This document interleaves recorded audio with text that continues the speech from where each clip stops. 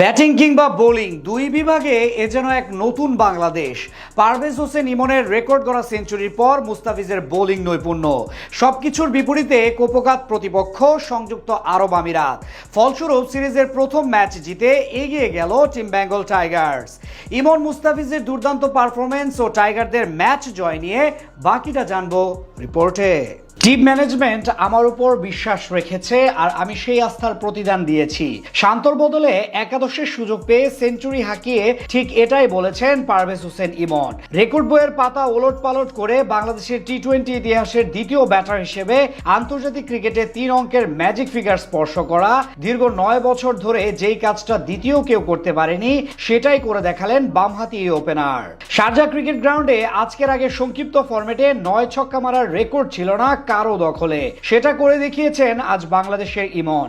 আজ সংযুক্ত আরব আমিরাতের বিপক্ষে ওপেনিং করতে নামেন যুব বিশ্বকাপ জয়ী দলের 2 সদস্য তানজিদ তামিম এবং পারভেজ হোসেন ইমন। ইনিংসের প্রথম ওভারেই প্রতিপক্ষ বোলারের উপরে চড়াও হন তানজিদ। 1 ছক্কা ও 1 চার মেরে মারমুখী শুরু করলেও বেশিক্ষণ স্থায়ী হতে পারেননি তিনি।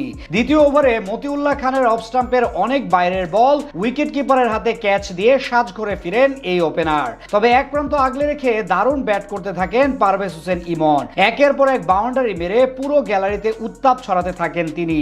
মাঝে 11 রান করে আম্পায়ারের বলে কাটা পড়েন ক্যাপ্টেন লিটন কুমার দাস। পাওয়ার প্লেতে বাংলাদেশের সংগ্রহ 2 উইকেটের বিনিময়ে 55 রান। অষ্টম ওভারে সঞ্চিত শর্মাকে পরপর 3টি ছক্কা মারেন পারভেজ। নবম ওভারে বাউন্ডারি মেরে মাত্র 28 বলে অর্ধশতক পূরণ করেন এই ব্যাটার। এরপর যেন আরো বেশি আগ্রাসী হয়ে ওঠেন ইমন। আন্তর্জাতিক ক্রিকেটে বাংলাদেশি ক্রিকেটার হিসেবে এদিন সর্বোচ্চ 9 ছক্কার রেকর্ড গড়েন তিনি। তার সাথে মাঝে তাওহিদ হৃদয়, শামীম পাটোয়ারি কিংবা জাকের আলীরা আশা দেখালেও থিতু হতে পারেননি কেউ।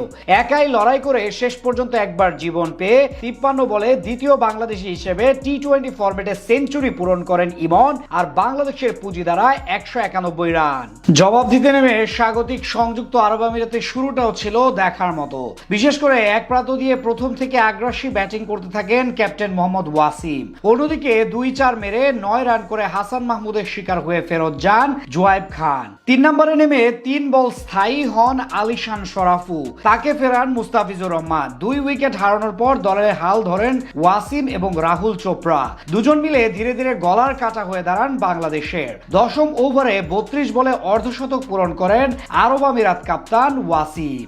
এরপর অবশ্য বেশিক্ষণ টিকতে পারেননি তিনি। তানজিম সাকিবের বলে 54 রান করে আউট হন এই ব্যাটার। তার বিদায়ের পর আরব আমিরাতের হয়ে কিছুটা লড়াই করতে থাকেন আসিফ আলী এবং রাহুল চোপড়া, কিন্তু মুস্তাফিজুর রহমানের বোলিং তোপে বেশি আগাতে পারেননি তারা। 27 রানের পরাজয় বরণ করতে হয় স্বাগতিকদের। 21 বলে 42 রান করা আসিফকে আউট করেছিলেন হাসান। বল হাতে মোট 3 উইকেট নেন এই পেসার। আর 4 ওভারে 17 রান খরচায় 2 উইকেট শিকার করেন মুস্তাফিজ।